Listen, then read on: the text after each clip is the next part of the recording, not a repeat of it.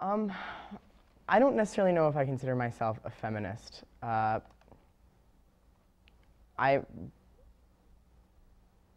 believe in like equal rights for women, of course. Yeah, I'm a feminist.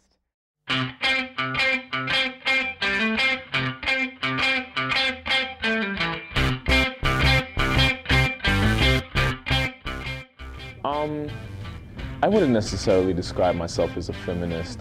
Yeah, I'm a feminist. Yeah. I do now. Yes. Yes, I do. I would absolutely consider myself a feminist. Yes, I'm a feminist. Yes. I can say that pretty securely. I am a feminist. Yeah, I wouldn't use that word. I've always kind of been averse to the term feminist.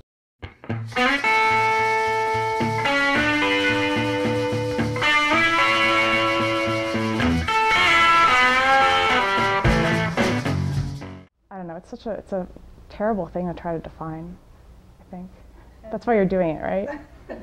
Well, I can tell you that I used to think that it was about a bunch of very, very angry lesbians who didn't shave their legs or wear bras. But I've since come to learn that that is not exactly what feminism is about.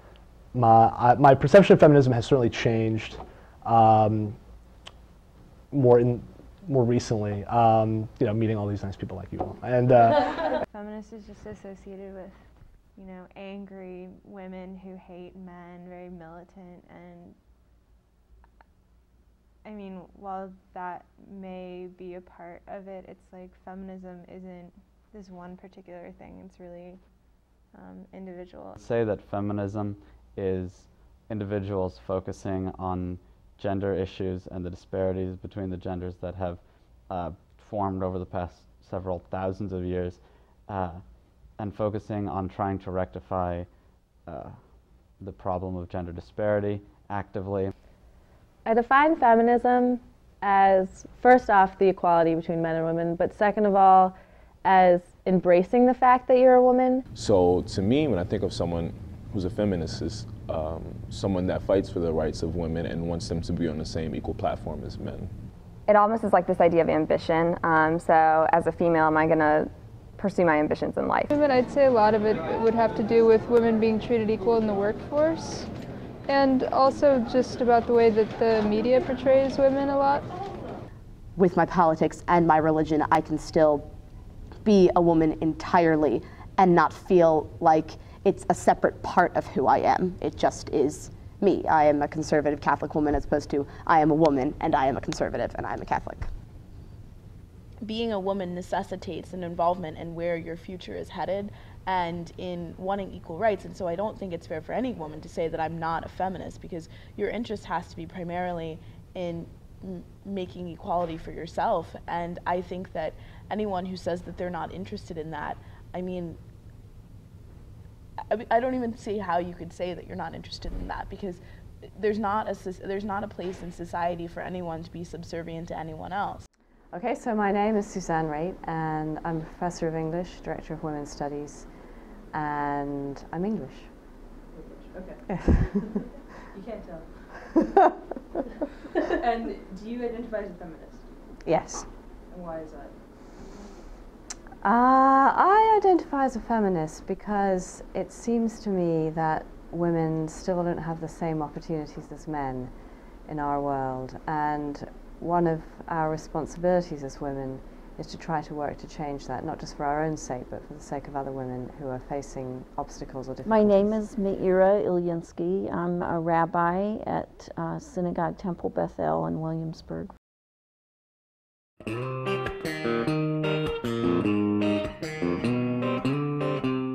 Feminism to me means that women are human, fully human, and that to understand the human experience, it's important to know about all kinds of humans. And since women make up more than half of humanity, I think that that's important.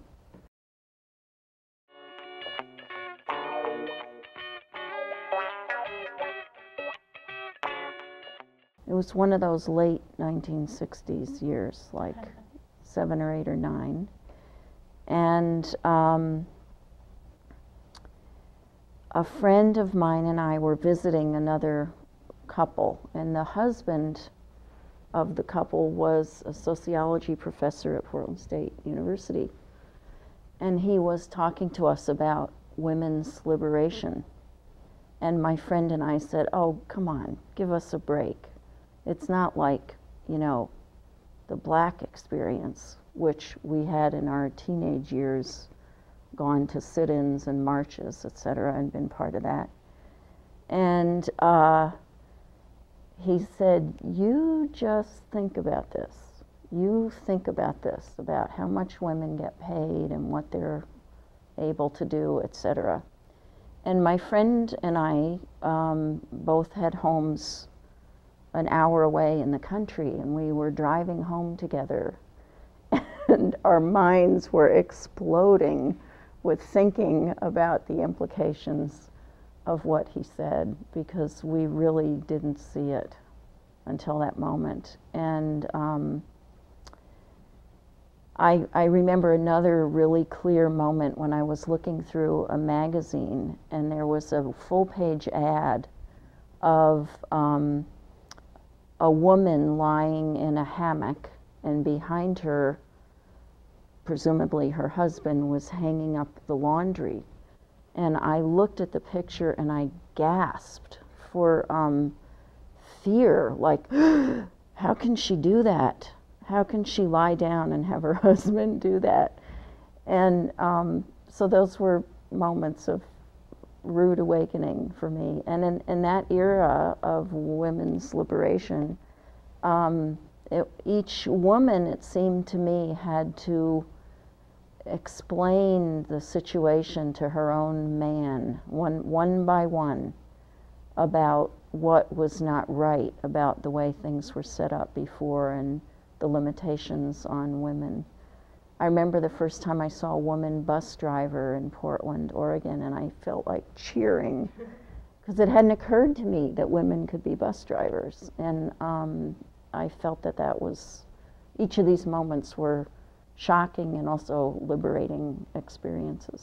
When we say Adam needed a mate, kenegdo, it's an interesting word in Hebrew, that it can mean opposite him. And what I think of that is, I think of somebody who can pull equally, that when there's an issue to be decided, you want a good sparring partner to discuss it with. You don't want somebody who's going to say, sure, dear, whatever you want. And I think that's the intent of kenegdo, that there's an equal and opposite pole there. And God created, male and female created he them.